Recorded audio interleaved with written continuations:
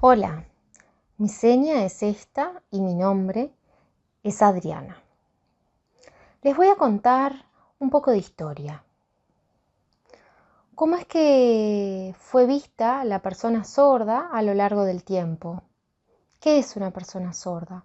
Hace muchos años, las personas, la sociedad, los médicos, lingüistas, psicólogos, todo el campo de profesionales veían a la persona sorda como una persona sordomuda. ¿Por qué? Porque no hablaba o hablaba mal, entonces ya lo etiquetaron como sordo-mudo. Pero a lo largo del tiempo, y de acuerdo a las investigaciones, vieron que la persona sorda tenía voz y emitía algunos sonidos. Entonces, el término sordo-mudo cambió y fue visto por personas con discapacidad, porque le falta la audición, entonces lo reducían a los términos biológicos de discapacidad. Y son dos términos bien fuertes, la palabra sordomudo y discapacidad. Durante los años se mantuvieron hasta que la comunidad sorda luchó para erradicar la palabra sordomudo y logró sacarla. Pero la palabra discapacidad la aceptó, discapacidad auditiva, pero en realidad, más avanzado en el tiempo, los lingüistas se dieron cuenta que la comunidad sorda tenía una lengua, la lengua de señas. Entonces, al tener una lengua, la lengua de señas, es una forma de hablar. Entonces, el término discapacidad en general sí aplica porque hay una barrera, pero una barrera lingüística, pero no tiene que ver con la falta de audición. Se dieron cuenta los investigadores también y fueron aceptando la comunidad sorda como persona con discapacidad, pero es una palabra que está más vinculada a la medicina, ¿sí? Por ejemplo, del lugar que ocupa la persona sorda dentro de la sociedad, se utiliza ese término para concursos, para sorteos, para la inserción laboral, para el estudio. Por eso se aplica el término discapacitados. Y pertenecen al grupo en general de la discapacidad. Pero la persona sorda, si tiene una lengua, hay un intérprete de lengua de señas, puede acceder. No tiene ningún problema, no hay ninguna barrera. Yo nací oyente. ¿Pero por qué necesito decir que yo nací oyente? ¿Por qué? ¿Por qué lo digo? Porque hay dos tipos de sordera. La persona sorda prelocutiva y poslocutiva. El niño que ya adquirió el español, su cerebro, ya tiene un lenguaje, ya tiene su voz. En mi caso, mi primera lengua fue el español. Y al quedar sorda a los 4 años, que de pronto quedé sorda, profunda, ahí empecé otra vez de cero. Empecé a aprender a hablar, no escuchaba nada, iba perdiendo.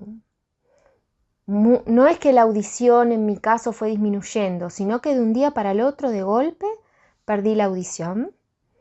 Tampoco podía caminar, no tenía equilibrio y fue como nacer nuevamente, pero siendo sorda.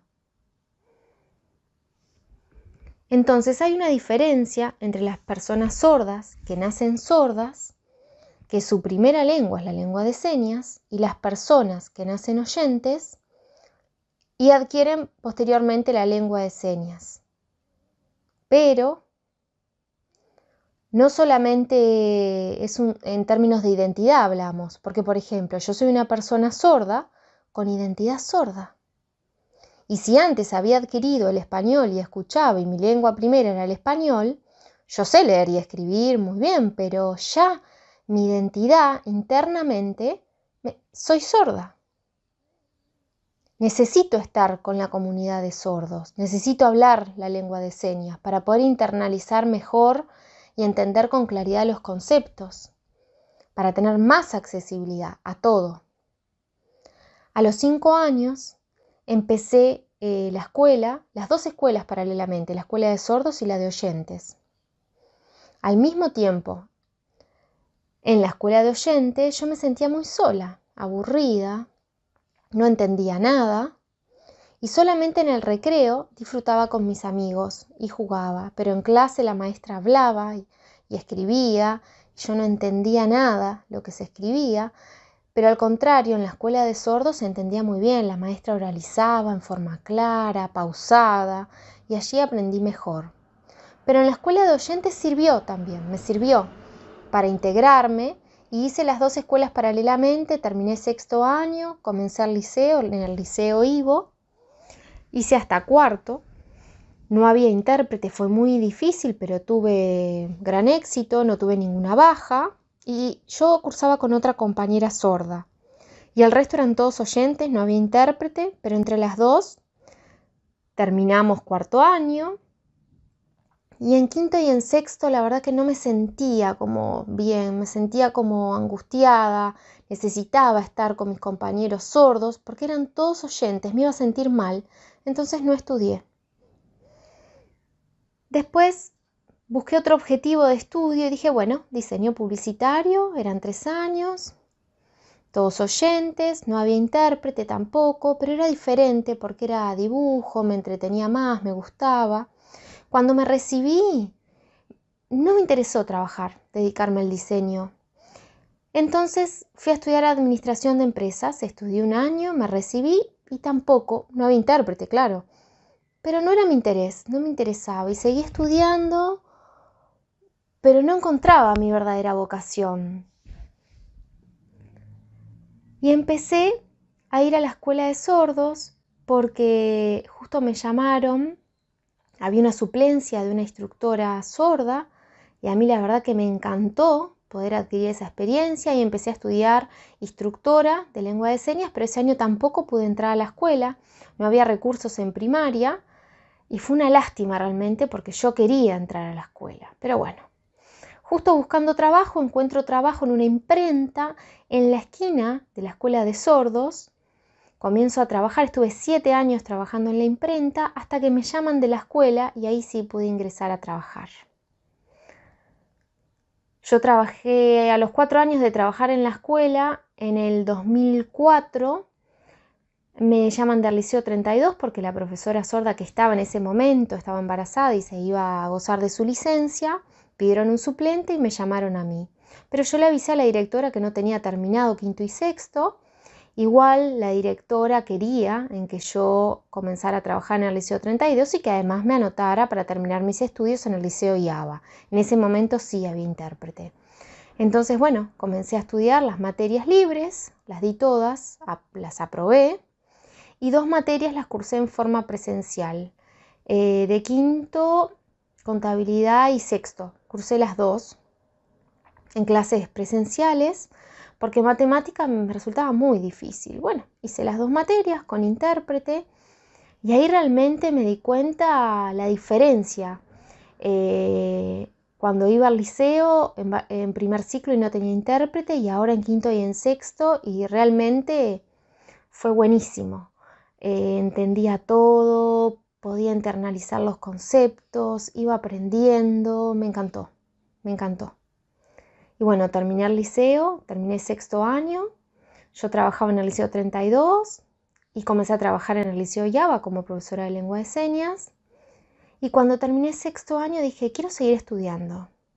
Entonces me anoté en el IPA, en la especialidad de idioma español, y me fue muy bien en el primer año, aprobé todas las materias. Una materia, recuerdo, estilística, me fue muy mal, la perdí. Pero igual seguí esforzándome. En segundo año ya como que tenía mucho estrés, mucho trabajo, mi hija era adolescente.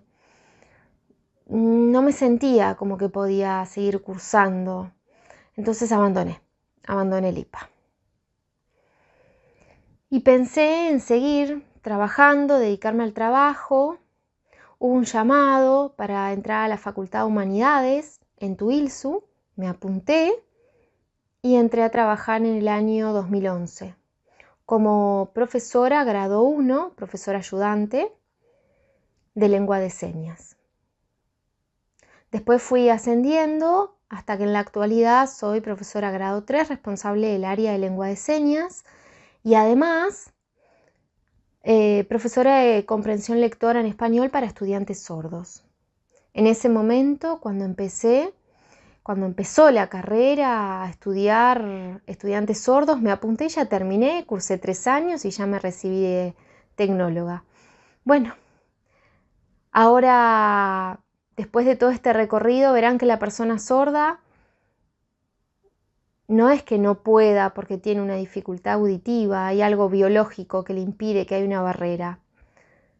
El tema es que si no hay accesibilidad, la persona sorda no puede avanzar. Con accesibilidad, en un 100% puede incluirse.